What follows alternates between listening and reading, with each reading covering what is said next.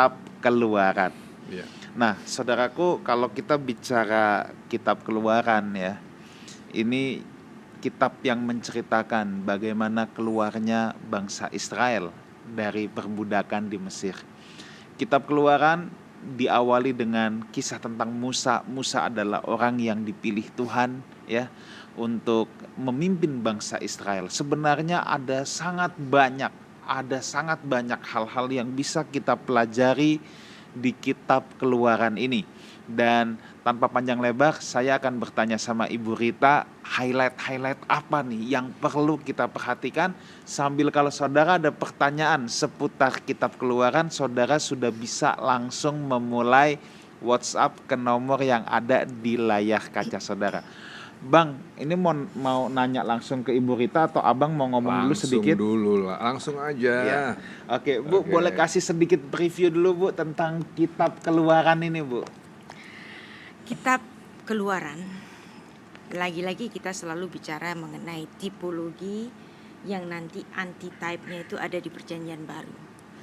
Tipologi yang paling bisa dilihat di sini adalah kehadiran bayi Musa yang bikin heboh di Mesir. Gara-gara satu bayi Musa, semua bayi-bayi yang lahir itu harus mati. Ada infantisida pada zaman Musa lahir. Pada pengenapannya, Allah inkarnasi gara-gara satu bayi Yesus lahir. Bayi-bayi yang lain harus mati dibunuh oleh Herodes, ada infantisida. Nah, jadi kalau ada tulisan di dalam kitab Keluaran, Ulangan 18 ayat 15 dan 18, nabi seperti Musa. Enggak ada nabi yang seperti Musa. Yang kelahirannya bikin heboh, ada infantisida. Hanya satu pengenapannya, yaitu Yesus Kristus. Nah, itu highlightnya. Nah, kenapa Musa? Nah, ini penting sekali. Wah, luar biasa sekali. Nah, Bu, mungkin kan kitab Keluaran ini dibuka dengan kitab Musa, dengan riwayat Musa. Riwayat Musa. Mungkin ada sedikit yang Ibu mau sampaikan tentang kenapa Tuhan memanggil Musa. Nah, kenapa Tuhan harus memanggil Musa? Iya. Kenapa Musa harus dipisahkan dari saudara-saudaranya? Iya. Pada saat itu adalah puncak dari kesengsaraan dari bangsa Israel yang tinggal di Mesir selama 400 tahun, yang dimana mereka harus keluar setelah itu dari Mesir, dari perbudakan itu. Nah, Tuhan memilih satu orang, yaitu Musa, dan Musa harus dipisahkan dari keluarganya. Kenapa harus dipisahkan? Karena Musa harus jadi pemimpin. Musa kalau jadi pemimpin, dia harus sekolah, dia harus dididik dengan benar sebagai seorang pemimpin. Jika dia masih bersama-sama dengan keluarganya, bayangkan dalam keluarga budak tidak ada kesempatan untuk belajar. Maka harus ada huru-hara. Kadang-kadang ini sesuatu yang kebetulan tapi tidak kebetulan, dan sampailah Musa itu harus dilarung di Sungai Nil, yang dimana kakaknya itu bernama Miriam. Perhatikan, namanya Miriam. Nama Miriam dalam bahasa Ibrani adalah nama Maria dalam bahasa Yunani. Jadi Miriam, Maria itu sama ya? Miriam dan Maria sama. Iya. Urusannya sama bayi. Oke. Dan Miriam kakaknya Musa ini oleh Musa itu disebut dengan Alma. Alma itu gadis muda. Kenapa dia menggunakan kata Alma? Karena kata Alma itu berhubungan dengan kata Ibrani yang lain, yaitu ta'aluma. Ta'aluma itu artinya rahasia. Jadi Miriam ini betul-betul dipilih oleh Tuhan untuk mengiring adiknya sampai nanti memastikan adiknya itu selamat dan dibawa ke atas dari air. Makanya namanya Musa, dari kata masa, ditarik ke atas, diambil dari air. Nah, dari situ dia memastikan adiknya ini selamat sampai di tangannya putri Fir'aun, dan putri Fir'aun ini mengetahui pastilah ini anak orang Ibrani. Seharusnya dia tahu dong dekritnya dari Fir'aun Iya. kalau bayi Ibrani harus mati. Iya. Tapi kenapa si putri Fir'aun ini tahu bahwa ini adalah bayi Ibrani tapi dia tetap Selamatin. menyelamatkannya? Nah, itu pasti ada campur tangan ilahi yang ada di situ. Nah, barulah dari situ si Miriam ini menawarkan bagaimana kalau dia disusui oleh seorang inang susu, dan itu adalah ibunya sendiri. Yang dimana di sini Miriam adalah Alma yang mengemban satu ta'aluma, mengemban satu rahasia besar. Dia nggak boleh bilang itu adiknya. Dia nggak boleh bilang bahwa ini adalah bayi Ibrani di hadapan orang-orang yang lainnya. Nah, yang artinya di sini sama-sama ada bayi, ada Miriam, ada rahasia ta'aluma. Miriam itu Alma, ta'aluma. Dan di perjanjian baru sama-sama suatu modus yang sama.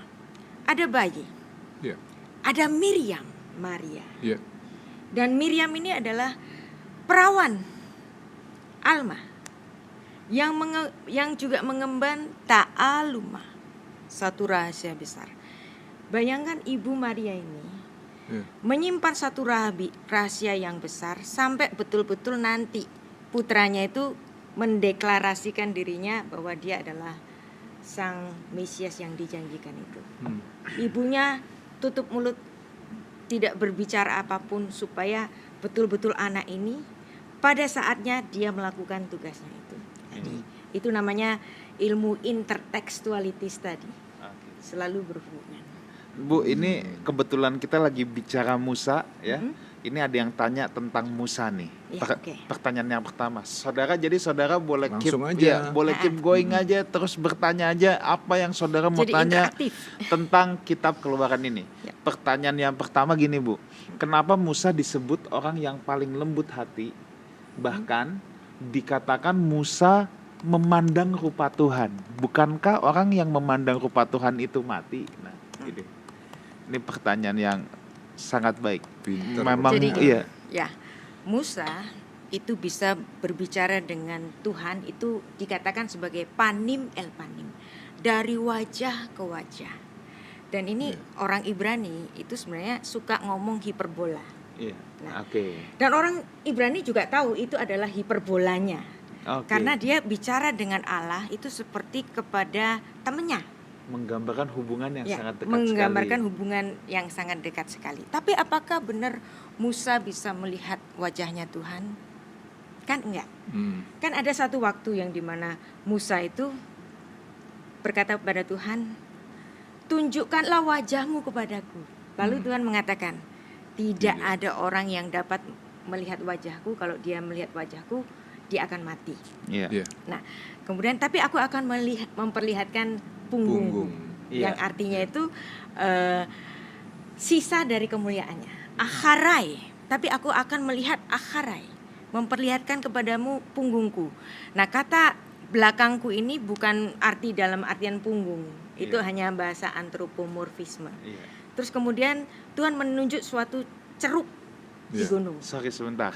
Antropomorfisme kita jelaskan dulu nih, Bu. Ah. Oke. Takutnya ada yang bingung. Oke. Antropomorfisme adalah perlambangan Tuhan, Penggambaran sebagai manusia. penggambaran Tuhan sebagai manusia. Jadi kalau saudara lihat di Alkitab, mata Tuhan melihat. Nah, itu antropomorfisme. Jangan terus saudara bayangin ada bulu mata, ada bola mata, ada putih hitamnya gitu ya. Iya. Nah, jadi itu hanya penggambaran supaya manusia lebih bisa memahami. Ya, jadi kalau saudara lihat tangan Tuhan, jangan saudara bayangin tangan jarinya 5, ada kuku, ada jempol kelingking gitu ya. Iya. Oke, ya Bu. Oke.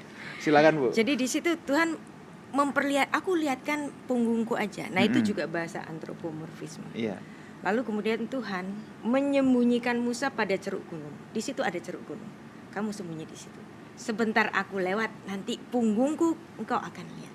Nah, sebenarnya itu bukan punggung secara harfiah punggung, tapi sisa kemuliaan Tuhan. Tuhan berjalan. Nah, yang dilihat adalah sisa kemuliaan Tuhan. Itu pun dilindungi di ceruk. Itu pun tangan Tuhan Tangan Tuhan nutupin lagi. Ya, nutupin Iya. begini. Nah, Ini lagi-lagi bahasa Iya. antropomorfisme. Iya. Nah, apa artinya di sini? Yang walaupun dikatakan Musa itu melihat Tuhan panim el panim, wajah ke wajah. Tapi sebenarnya panim el panim ini pun bahasa kias untuk menunjukkan hubungan dekat antara Tuhan dengan Musa. Karena Musa dan Tuhan ini kadang-kadang seperti teman, benar-benar seperti teman. Kalau bapak dan anak itu masih kadang-kadang itu ada hubungan kasih, yes. Tapi masih ada gap bapak dan anak. Tapi kalau sama teman, lu gue gitu kan. Lu bisa ngatain gue bisa ngatain lu. Nah, kayak gini. Misalnya aku lagi sebel nih sama bangsa Israel. Aku nggak mau berjalan bersama mereka. Nanti aku suruh malaikatku yang lain aja. Aku nanti suruh Metatron yang ngurusin kamu. Tapi apa yang dikatakan oleh Musa? Kalau bukan bersamamu, aku nggak mau pergi. Nah, omongan seperti itu, seperti nggak ada gap antara Musa dan Tuhan, bisa tawar menawar, bisa saling mengoreksi. Bukankah engkau mencintai aku? Bukankah engkau itu matsahen? Katanya engkau mencintai aku. Kok kamu pergi? Nah, seperti itu. Jadi makanya seperti kepada temannya. Tapi sebenarnya panim el panim itu tidak pernah secara khusus dilihat oleh Musa. Itu hanya untuk menggambarkan secara dekat aja. Tetapi betul-betul melihat wajah Tuhan seperti yang dikatakan oleh Tuhan, kamu nanti akan mati, maka lihatlah punggungku saja. Nah, apa yang terjadi di situ setelah kemuliaan Tuhan itu lewat? Wajah Musa itu bersinar kan? Itu padahal cuman dilewatin Tuhan aja. Sisa kemuliaan. Sisa kemuliaan. Nah, Bu, tentang lembut hati ini nih ya, Bu ya. Menarik nih, Bu. Kalau saya suka melihatnya gini, Bu. Beberapa kali Musa itu ketika sama Tuhan kan dia kan bilang ketika Tuhan mau sedang murka dan mau menghajar Israel, mau menghabisi Israel, Musa yang seakan-akan bersyafaat dan membela saudaranya kan. Tuhan, masa engkau mau habisin mereka sih Tuhan? Udah susah-susah dikeluarin. Iya. Dan itu kan menunjukkan sebuah belas kasihan Musa loh. Itu tuh saya tuh suka melihat hati lembutnya itu, wah, belas kasihan dia mengasihi sesama tuh hebat banget loh itu loh. Nah, ini sebenarnya itu pernyataan Musa yang sangat lembut hati. Kenapa dia lembut hati? Dia sudah menjadi pemimpin dari bangsa Israel dan bangsa Israel itu komplain terus, bersungut-sungut terus kan. Dan sampai pada akhirnya puncaknya itu yang bersungut-sungut kepadanya itu bukan bangsa Israel, tapi Miriam dan Harun. Dan itu ditulis dalam Bilangan pasal 12 yang dimana di situ ditulis bahwa Musa itu lembut hatinya, yang dimana Miriam dan Harun waktu itu ingin mengkudeta Musa. Tapi di situ pun Musa itu nggak bisa marah gitu lah. Karena saking lembutnya hatinya, bahkan dia bersyafaat untuk Miriam yang karena dia memberontak kepadanya dia jadi sakit kusta. Dan dia pun tetap bersyafaat bagi kakaknya yang sudah memberontak kepada dia. Nah, ini artinya menunjukkan kebenaran dari sifat Musa yang lembut hati itu yang ditulis dalam kitab Bilangan itu tadi. Oke, luar Bilangan biasa pasal sekali. 12. Oke, nah ini ada pertanyaan lagi nih yang masih berhubungan dengan Musa. Saudara tetap bertanya saja. Ini saya tidak bacakan secara berurutan. Jadi karena kita masih ngomongin Musa, saya kumpulin dulu nih yang bagus nih, yang kirim seputar terus, Musa terus. ya. Seperti Yusuf yang mendapat nama Mesir, apakah Musa dari bahasa Mesir atau Ibrani? Karena menurut Keluaran 2 ayat 10 itu putri Firaun yang memberi nama. Ya, oke. Bagus. Nah, apakah mungkin putri Firaun itu memberi nama Ibrani kepada Musa? Tampaknya nggak mungkin. Nggak mungkin. Jadi memang ada beberapa penafsiran mengenai nama Musa, bahwa nama Musa itu adalah nama dari salah satu dewa Mesir. Mungkin, ya. Tapi ada satu juga kajian dari nama Masa, dari kata Nasa. Kalau masa itu diangkat ke atas, diangkat dari air, maka namanya Moshe, diangkat dari kata masa tadi.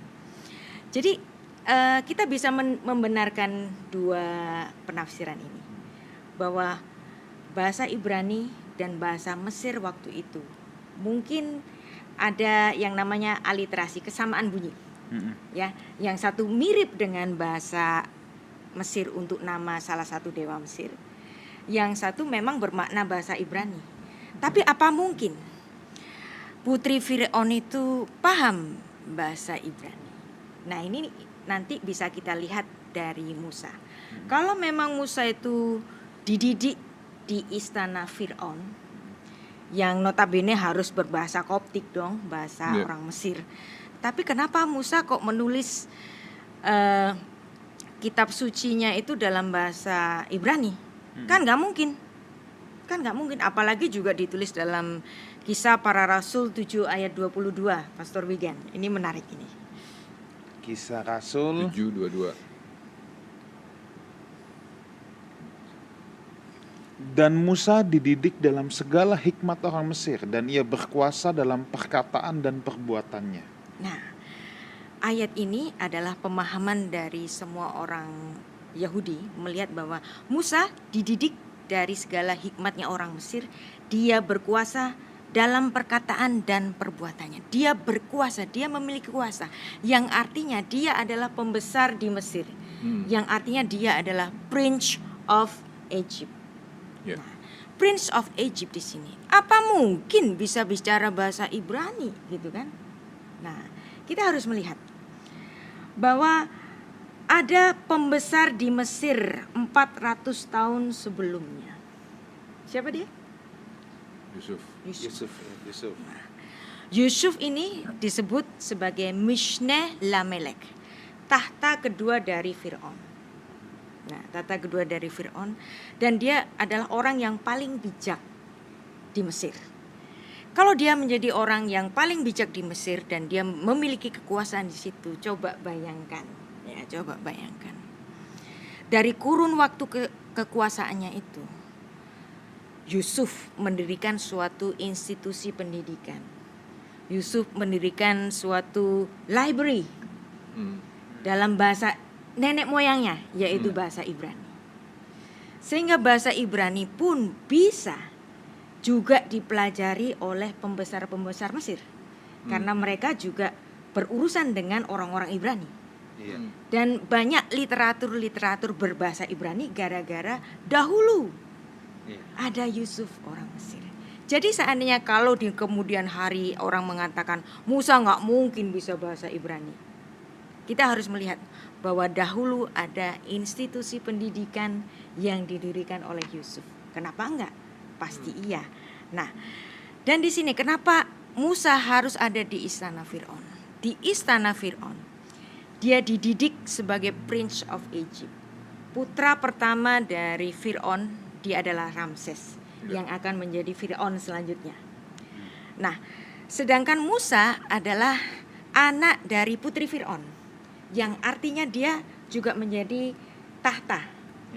Kemungkinan juga menduduki tahta. Dia adalah masuk ke tahta kedua, Mishneh Lamelek, tahta kedua. Sama seperti Yusuf. Yusuf. Nah, keren kan? Nah, itu. ketika ada Mishneh Lamelek di situ, nah ini seperti yang terjadi pada semua kerajaan-kerajaan di dunia ini. Ada putra mahkota, ada tahta kedua. Ada Prince William, ada Prince Harry. Ya, tahta pertamanya adalah Prince William, habis itu Prince Harry. Nah, mereka dididik bersama-sama untuk menjadi raja masa datang. Nah, kenapa kok harus dua?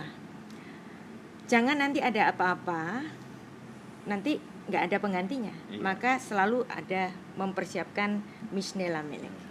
Ini sama juga yang terjadi pada King George V, ya.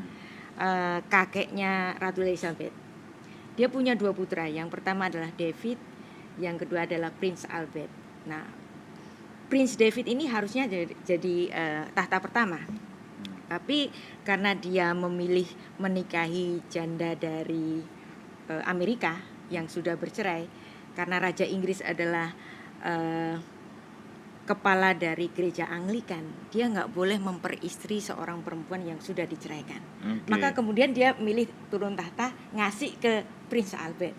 Nah, Prince Albert ini kemudian yang menjadi King George ke-6, bapaknya Ratu Elizabeth. Yang artinya di sini selalu ada tahta kedua untuk menggantikan kalau ada apa-apa.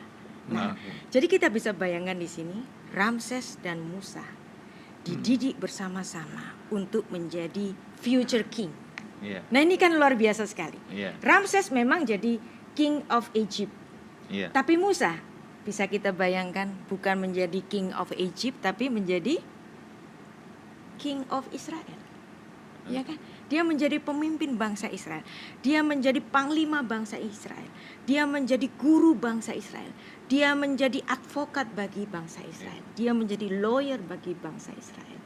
Dan institusi pendidikan dimulai dari Musa, yang dia mewarisi semuanya ini dari library yang sudah ada, yang sudah dibangun oleh Yusuf 400 tahun sebelumnya. Nah, maka Musa harus dipisahkan dari saudara-saudaranya untuk menjadi Prince of Egypt supaya dia sekolah.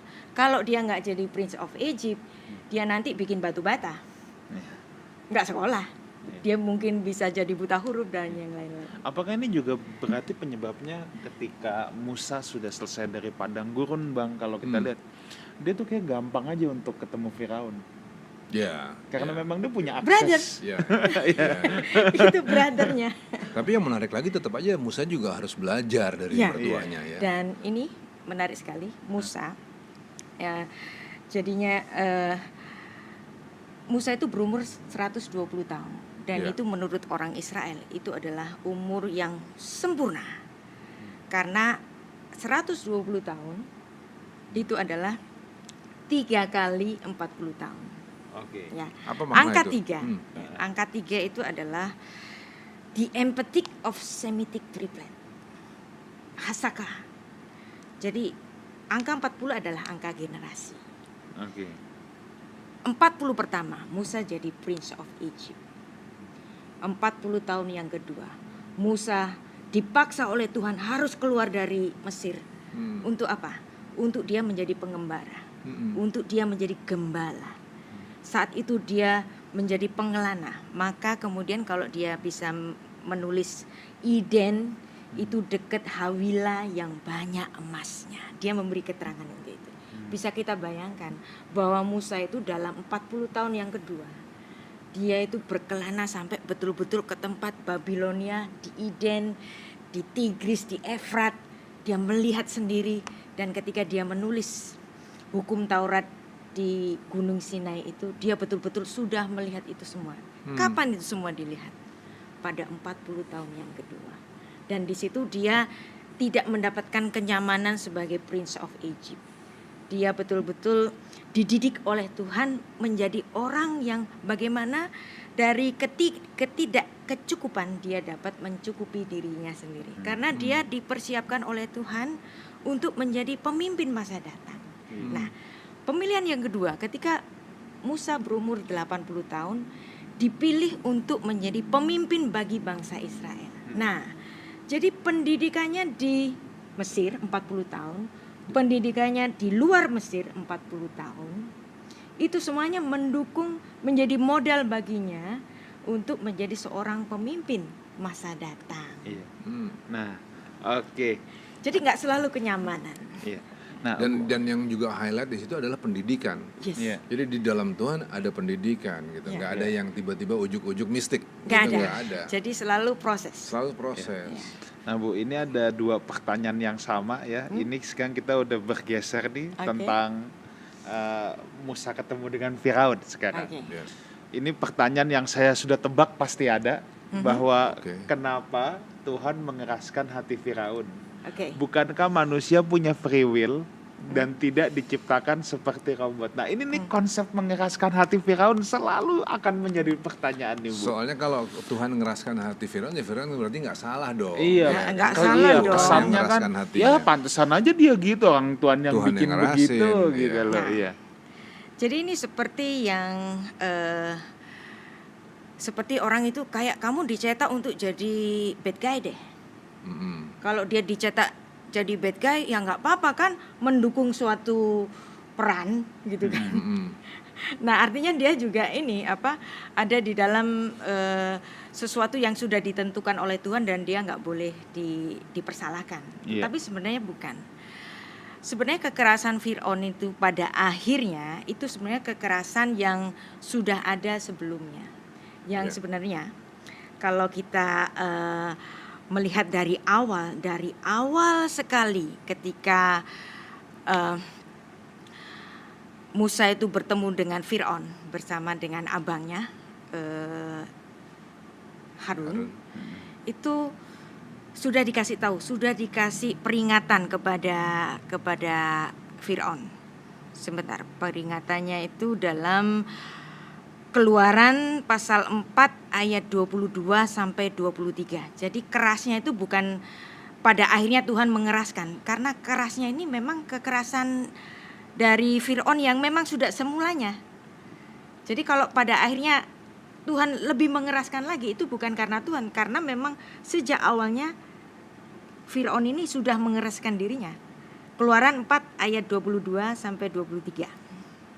Oke, maka engkau harus berkata kepada Firaun, beginilah firman Tuhan, Israel ialah anakku, anakku yang sulung. Sebab itu aku berfirman kepadamu, biarkanlah anakku itu pergi, supaya ia beribadah kepadaku.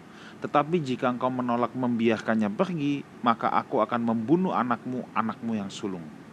Nah, dari firman tadi sudah dikasih warning kepada Fir'aun. Fir'aun, Israel itu anakku yang sulung.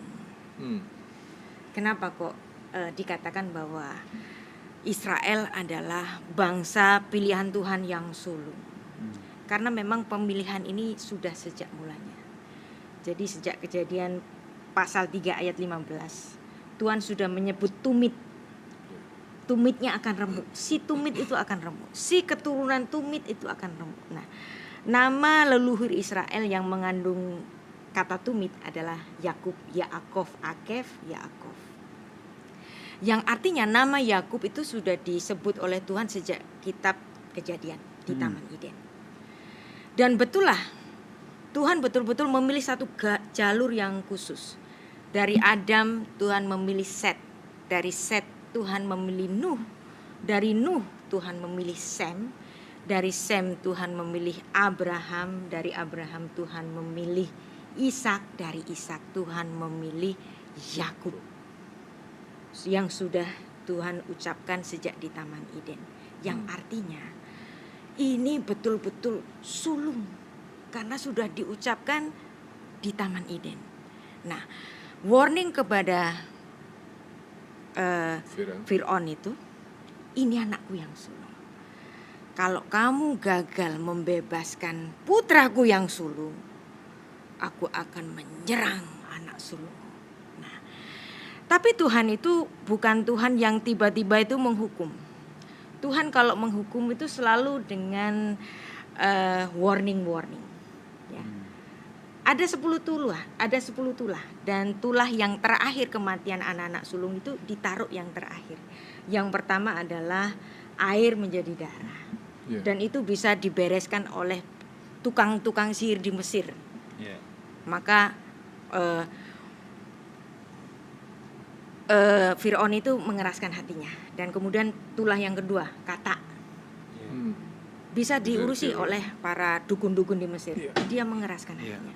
Nyamuk, lalat pikat, penyakit sampar pada ternak, bisul, hujan es, tulah belalang, gelap gulita, sampai pada akhirnya itu pun dia masih bisa diurus sama dukun-dukun Mesir, bisa diurus oleh para tukang-tukang sihir Mesir. Tapi sebelum itu juga, sebelum benar-benar Tuhan menjatuhkan tulahnya yang ke-10, yaitu kematian anak-anak sulung, Tuhan masih memberikan warning kepada Fir'aun, tapi Fir'aun tetap mengeraskan hatinya. Dan di sini kekerasan hatinya ini seperti dibuat Tuhan, tapi enggak. Tapi sebenarnya itu sudah terjadi sejak tulah 1, 2, 3, 4, 5, 6, 9 dan 10. Dan pada khusus tulah ke-10 ini ada yang namanya penebusan. Yang dimana khusus untuk orang Israel yang menyembelih domba Paskah dan kemudian melaburkan darah itu pada ambang pintu, ketika malaikat maut itu datang, nah rumah-rumah orang Israel itu dilewati. Nah kemudian disitulah Tuhan menyerang anak-anak sulung orang Israel. Nah, yang di sini artinya bahwa kekerasan dari Firaun itu bukan bikinan Tuhan, tapi awalnya memang pilihan dari Firaun itu sendiri. Yang kemudian pada akhirnya kekerasan dari Firaun ini menjadi satu momen penebusan dari Tuhan kepada orang-orang Israel. Dan ketika Firaun itu melihat betul-betul anaknya sendiri ikut mati, dan Firaun mengatakan ternyata Tuhanmu adalah Tuhan yang lebih kuat daripada ilah-ilah yang ada di Mesir ini. Udah pergi. Dan kemudian orang Mesir itu memberikan harta bendanya kepada orang-orang Israel. Udah lu sekarang pergi. Nah, Bu Rita, saya mau nanya. Oke. Tadi kan Bu Rita kan nyebut bahwa Firaun itu, ini kan kalimat-kalimat ini kan diucapkan sebelum adanya tulah ya. Sebelum adanya tulah. Nah, terus kan Berita tadi bilang bahwa karena Firaun ngerasa bahwa tulah-tulah itu bisa diatasi sama tukang-tukang sihirnya. Setiap kali merasa bahwa bisa diatasi, dia makin keras hatinya. Awalnya udah keras, tapi makin keras kan gitu ya. Jadi kalau begitu bisakah kata mengeraskan di hati di situ adalah bahwa Tuhan akan mengirimkan tulah, mengirimkan ujian, mengirimkan sesuatu petaka yang dia tahu nantinya akan semakin mengeraskan hati itu Firaun karena kesombongannya. Bisa nggak begitu? Tuhan itu memang Tuhan yang Maha Tahu, omniscience. Tapi Tuhan tidak, Tuhan itu bukan Tuhan yang anarki. Pemilihan kekerasan itu adalah pemilihan dari manusianya itu sendiri. Yang memang dari kejadian-kejadian itu membuat Firaun menjadi semakin keras dia mencoba melawan. Jadi di sini artinya aku kasih ujian demikian, apakah ini akan merubahmu? Ternyata enggak, dia makin keras. Nah ini juga bisa terjadi pada kita bisa saja loh kalau sudah takabur dikasih suatu ujian, bisa lawyer gua bisa ngurusin dia, bisa teman-teman gue yang pejabat-pejabat itu bisa ngurusin mereka. Nah, jadi ketika kita mendapati suatu ujian dan kita mencoba membereskan itu dengan teman-teman kita, dengan backing kita, itulah sebenarnya kita sedang mengeraskan hati kita sendiri ketika kita itu mendapat suatu templakan dari Tuhan. Gue bisa, teman gue bisa, jenderal, lawyer, orang kaya, orang kuat, atau apa. Jadi highlightnya di sini adalah kalimat begini. Memang Allah Maha mengetahui, tapi Dia tidak menggunakannya secara anarkis. Itu dulu kan garis bawahnya kan. Nah kemudian berarti dalam interaksi sama Tuhan yang dibutuhin adalah respon, gitu ya. Respon dan responsibility. Respon dan responsibility, dan itu berlaku bukan hanya pada saat zaman Firaun, bahkan sampai hari ini. Respon dan responsibility. Yes. Oke. Nah, ini ada pertanyaan masih bertalian dengan tulah yang ke-10 nih, Bu. Ini ada 2 pertanyaan, saya gabungin aja ya. Mengapa di tulah ke-10 Tuhan membunuh bayi tidak berdosa? Nah, lalu ada pertanyaan lagi gini. Mengenai bangsa Israel, setelah 40 tahun di padang gurun, Tuhan memerintahkan mereka untuk menyerbu dan menaklukkan bangsa-bangsa lain untuk ditempati wilayahnya sebagai wilayah negara. Mengapa bangsa Israel saat itu begitu banyak berperang dengan sadis dan membunuh, membumi, hanguskan bangsa-bangsa? Jadi kalau saya lihat paralelismenya, kenapa kesannya ya, Tuhan PL itu beda dengan Tuhan PB ya. Ini kayaknya bunuh kayak nyawa nggak ada artinya gitu loh. Bahkan bayi nggak bersalah pun dibunuh gitu kan. Nah, jadi kita harus melihat konteks saat itu. Iya. Nah, sebenarnya kejahatan orang Amalek, kejahatan orang Amori itu kejahatan yang luar biasa dahsyat, sehingga Tuhan itu harus mengungsikan anak-anaknya ini ke Goshen. Jadi ketika orang Israel keluar dari Mesir dan berhadapan dengan mereka, mereka adalah bangsa-bangsa yang memang melawan Tuhan. Musuh Jadi bebuyutan melawan Tuhan. musuh bebuyutan melawan Tuhan, dan tidak ada kemungkinan mereka itu untuk bertobat lagi. Nah, pada saat demikian, ya sudah musnah saja. Ini seperti persis yang terjadi pada bencana air bah yang di bumi ini. Ketika Tuhan itu memberikan waktu 120 tahun. Oke, aku memberikan waktu 120 tahun. Tobat gak sih kamu? 120 tahun itu adalah 3 kali 40 tahun. Artinya 3 generasi aku ngasih waktu ke kamu loh ya. Kamu berubah gak? Tapi pada zaman Nuh itu mereka gak mau berubah. Ya udah, 120 tahun ini sudah berakhir, maka aku akan memberikan penghukumanku kepada orang-orang yang tidak mau bertobat. Jadi perhatikan di sini. Pada saat banjir Nuh itu, termasuk bayi-bayi pun harus ikut mati karena mereka ada di dalam dekapan orang-orang yang memang melawan Tuhan. Ketika mereka akan menjadi besar, mereka akan melawan Tuhan. Dan Tuhan mulai suatu lembaran baru pada Nuh yang dijadikan Tuhan sebagai Adam yang baru. Nah, sekarang bagaimana dengan bangsa Israel? Ketika keluar dari Mesir, di bawah pemimpinan Musa, ada bangsa-bangsa lain yang juga melawan Tuhan, dan bangsa Israel ini harus eksis dan harus tetap bertahan dan juga harus dilindungi. Ketika mereka ada di antara orang-orang yang melawan Tuhan dan memang tidak ada mungkin lagi bagi mereka itu mau bertobat, ya sudah, lepas saja. Dan ini pun nanti akan terjadi lagi dengan cawan murka Tuhan pada kitab Wahyu, di mana saat itu manusia tidak mungkin bertobat, tidak mau bertobat. Saat itu kesudahan zaman harus ada, dan itulah yang terjadi. Wow, luar biasa Jadi kalau sekali. gitu jawabannya adalah bahwa Allah bukannya kejam.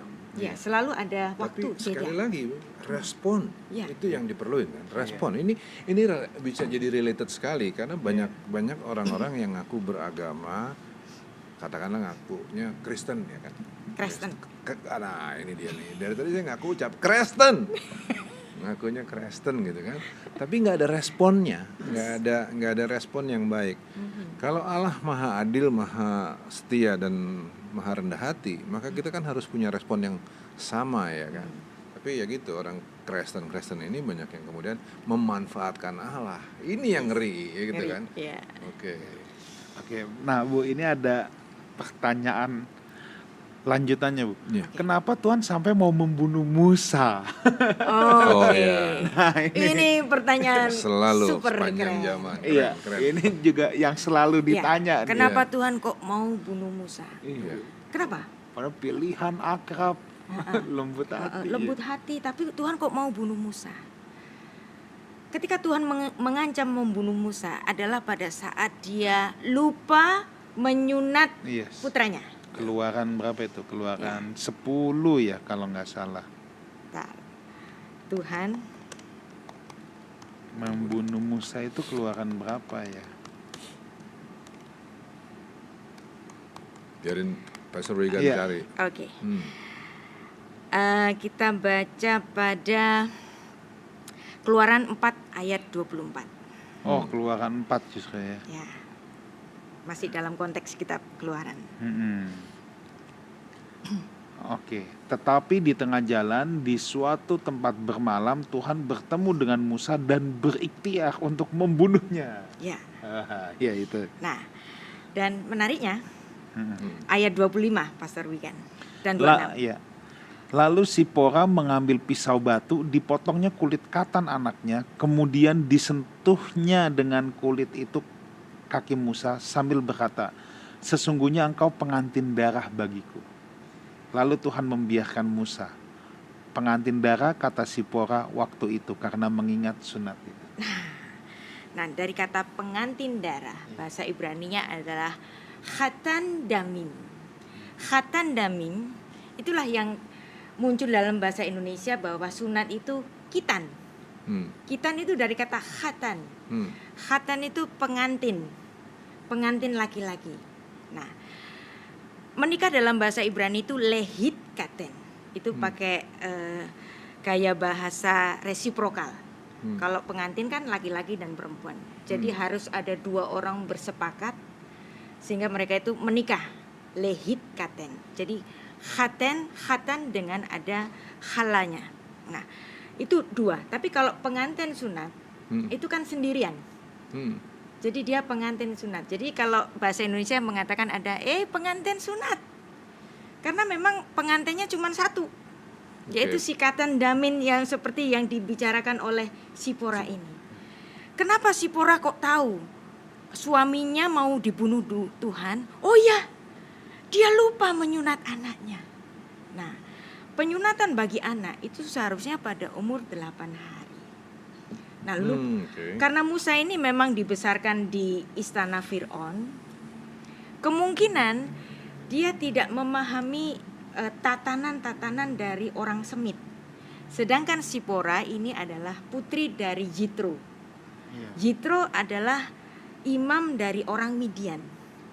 Nah, Midian itu adalah putra dari Ketura yang adalah anak dari Abraham. Yang artinya orang Midian itu tahu bahwa seorang anak laki-laki umur 8 hari itu harus disunat.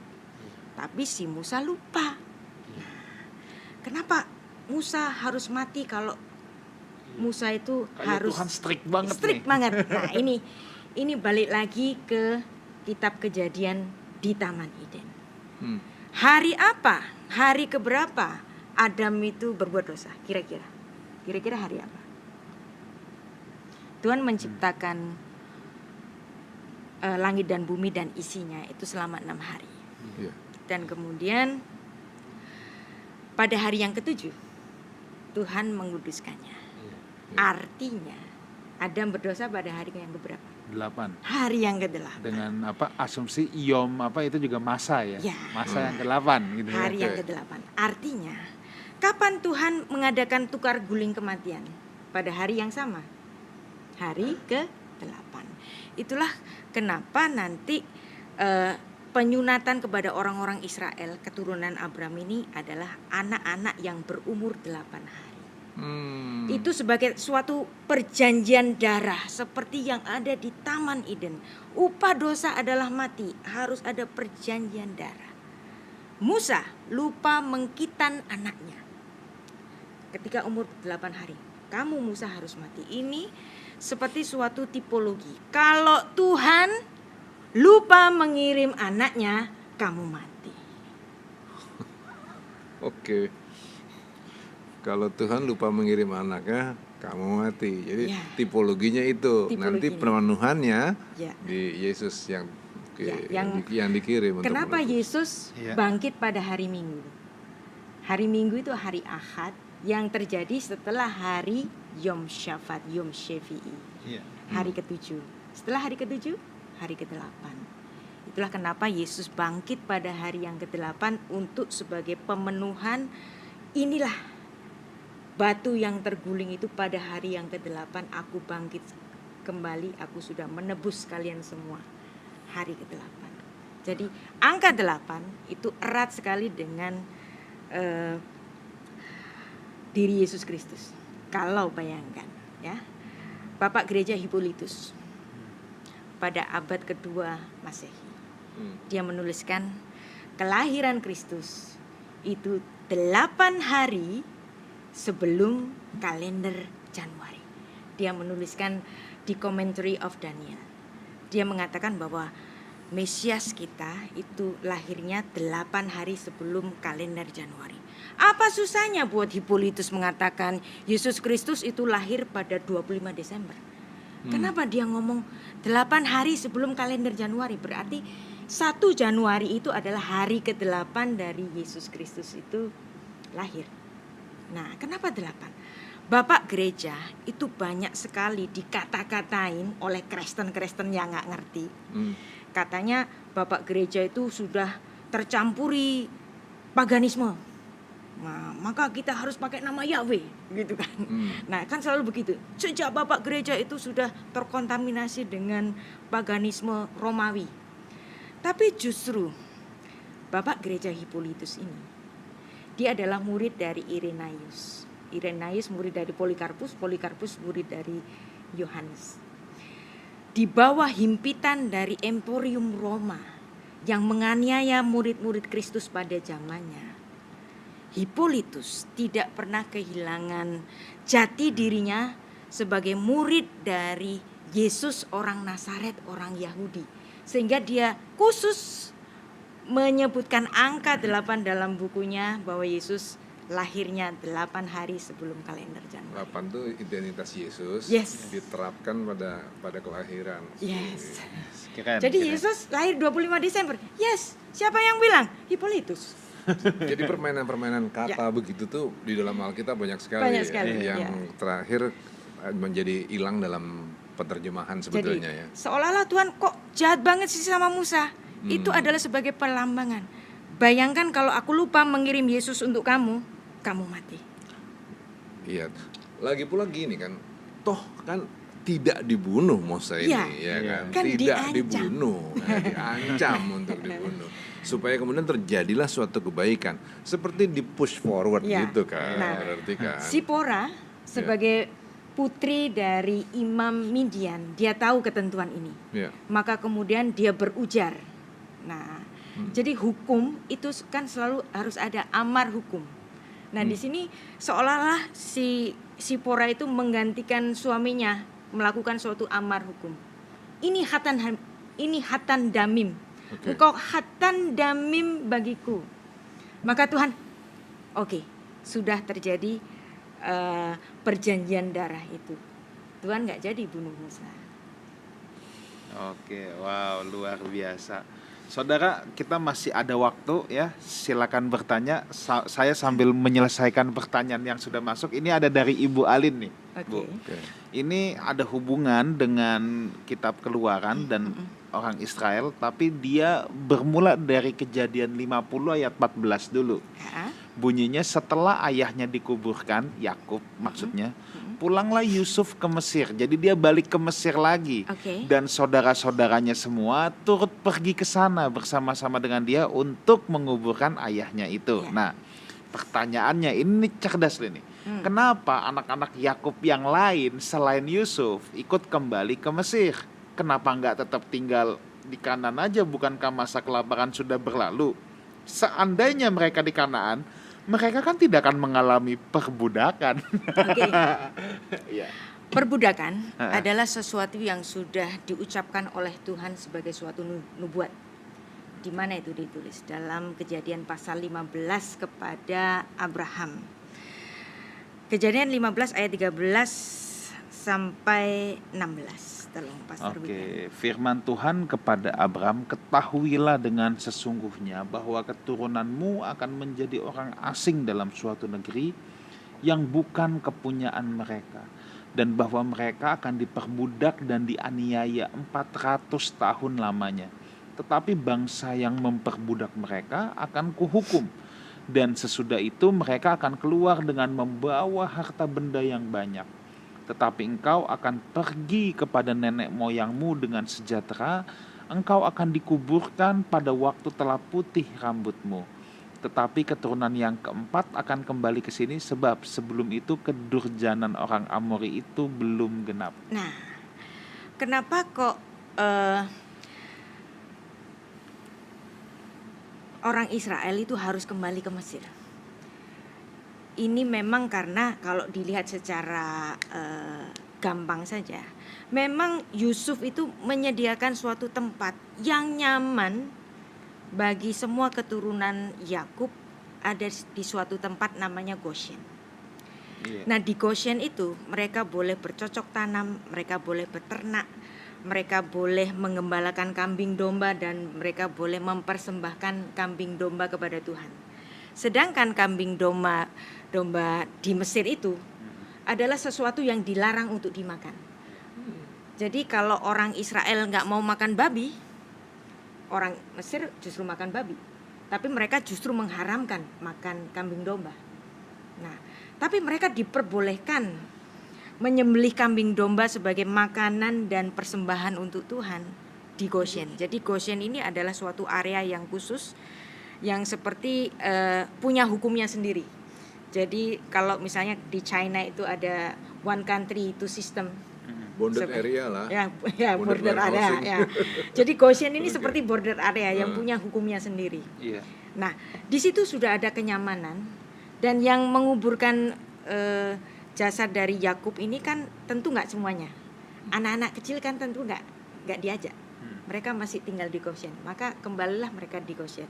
Dan kembalinya mereka di Goshen itu pun memenuhi seperti apa yang dinubuatkan oleh Tuhan, bahwa mereka memang harus tinggal 400 tahun di Mesir. Kenapa angka 400? Nah, kalau Alkitab itu nyebut angka, itu selalu ada artinya. Oke. Nah, jadi ada yang namanya ilmu gematria. Nah, kalau Alef nilainya 1, Iya. Bet nilainya 2. Nah, Alef itu huruf pertama, huruf terakhir itu adalah Taf. Kalau A, kalau kita itu ngurus urusan A to Z gitu, Iya. berarti semua urusan. Nah, jadi kalau orang Israel juga kalau bilang Alef to Taf gitu, misalnya Alef ke Taf itu artinya semuanya Dari A ke Z, kegenapan dari iya. A ke Z gitu Iya. kan. Nah, Taf itu nilai gematrianya adalah 400 tahun. Jadi bukan kebetulan seperti Tuhan yang mengatakan, tetapi keturunan yang keempat akan kembali ke sini. Sebelum itu kedurjanaan orang Amori itu belum genap. Jadi nunggu kejahatan orang Amori itu benar-benar genap, barulah kemudian mereka keluar dari Mesir.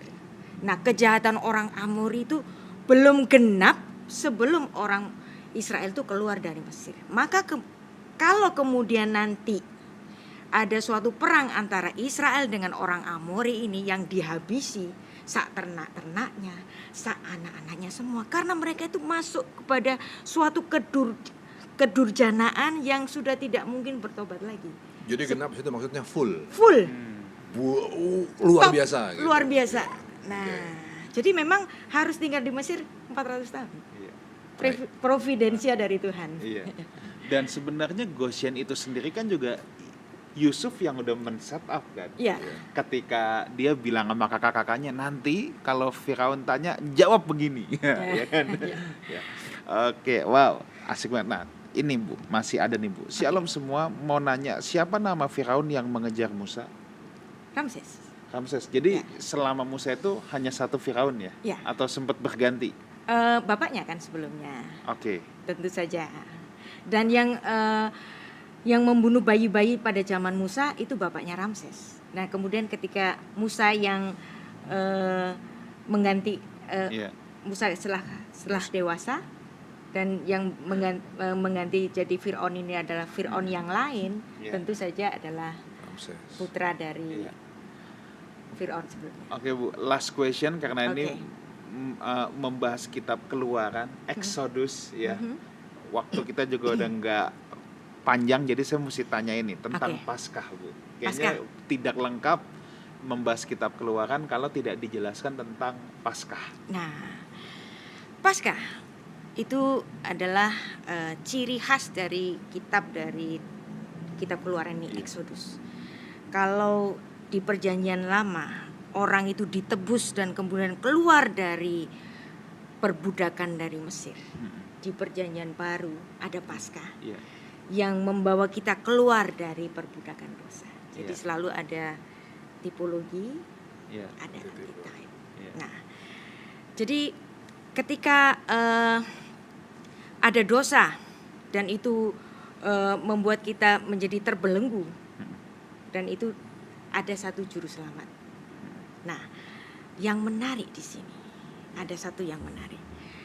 Exodus itu dipimpin oleh Musa.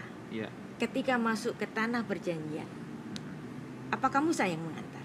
Bukan. Yang antar siapa? Yosua. Yosua. Bayangkan Yosua, nama Yosua dalam bahasa Ibrani itu Yehoshua. Iya.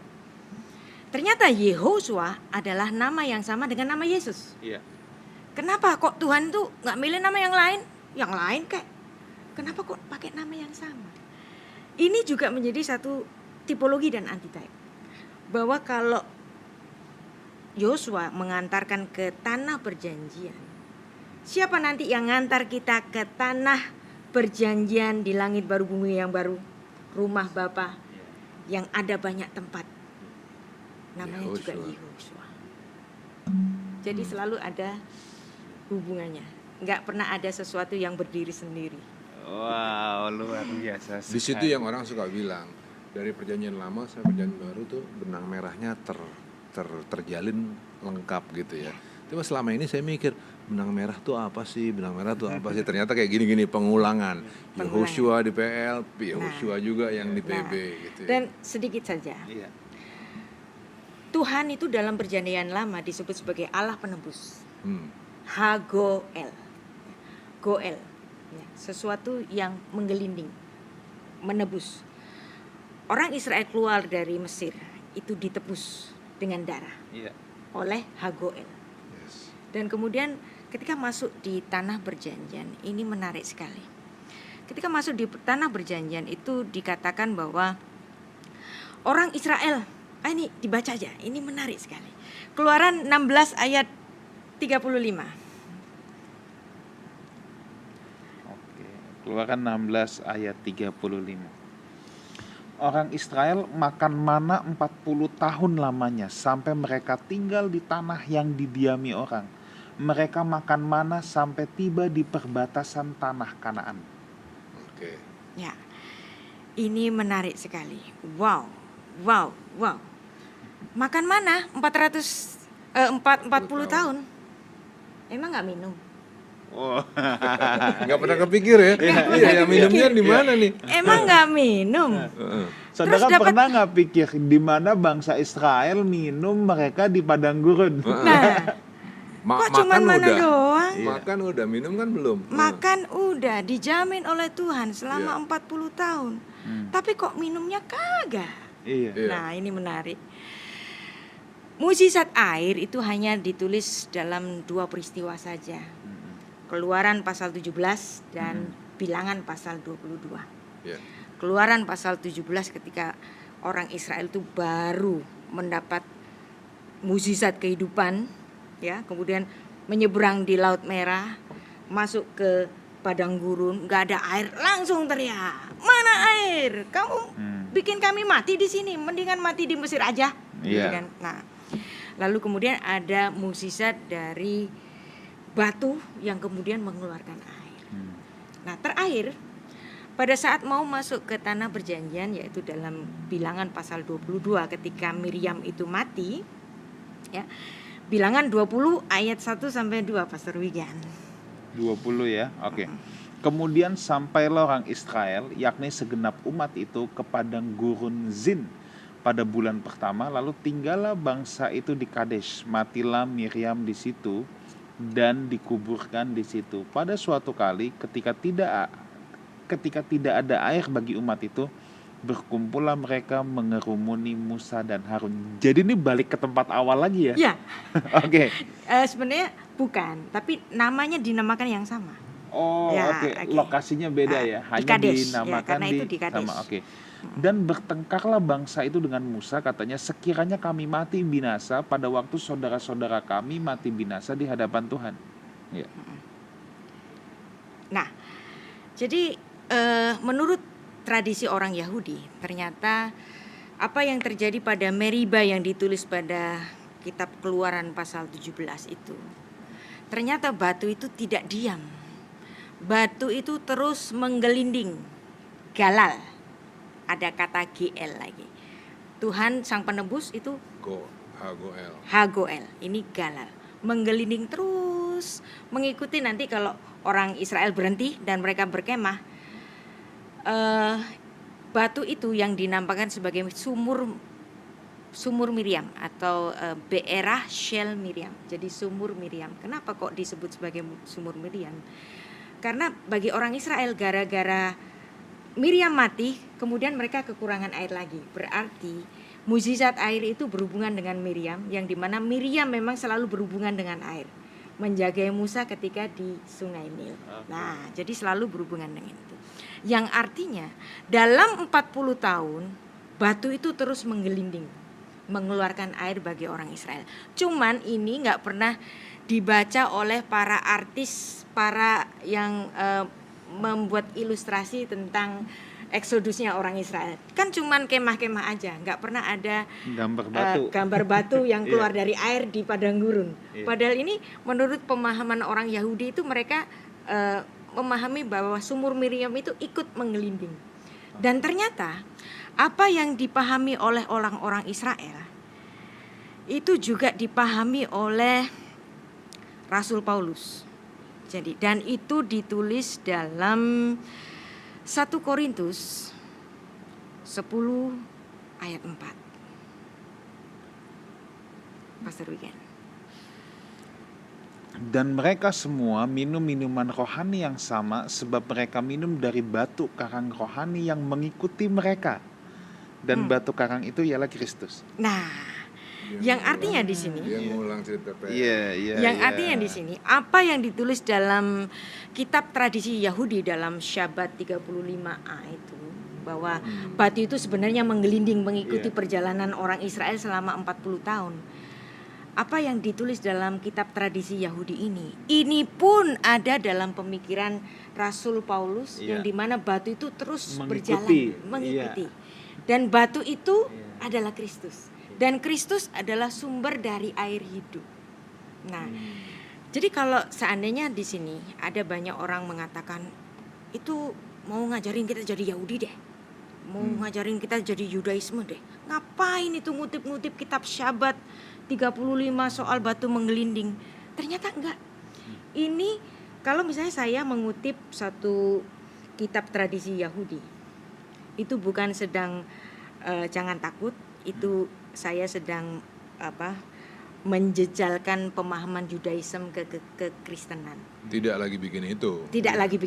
Kalau kita itu lagi ngutip kitab tradisinya orang Yahudi, itu yang ada hubungannya dengan tulisan-tulisan para rasul. Dan apa yang ditulis dalam Syabat 35 itu ada di dalam 1 Korintus 10 ayat 4 tadi, bahwa apa yang dipahami oleh orang Yahudi itulah yang dipahami oleh Rabi Saul. Maka dia adalah seorang rabi. Dia adalah betul-betul orang Israel yang memiliki pola pikir yang sama, bahwa batu itu menggelinding mengeluarkan air. Dan itu adalah tipologi dari Yesus Kristus, batu karang yang mengeluarkan air hidup.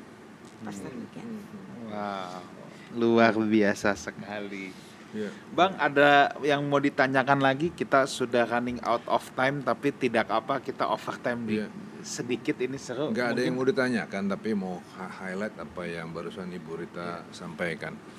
Jadi apa yang kami sampaikan di sini ini bukan supaya kita ini nunjukin diri bahwa kita sok Yahudi-Yahudian, jangan berpikir begitu. Tidak juga sedang membuat Bapak Ibu menjadi Yahudi, enggak begitu. Jelas-jelas misalnya saya tanya sama Ibu Rita mau jadi orang Yahudi kah atau mau jadi orang bukan Yahudi? Kalau saya milih, saya lebih suka jadi goyim. Goyim itu non Yahudi. Kenapa saya suka jadi goyim? Karena saya adalah goyim yang mahal. Karena saya adalah goyim yang dibayar oleh darah Kristus, Allah yang inkarnasi. Mau pilih yang mana?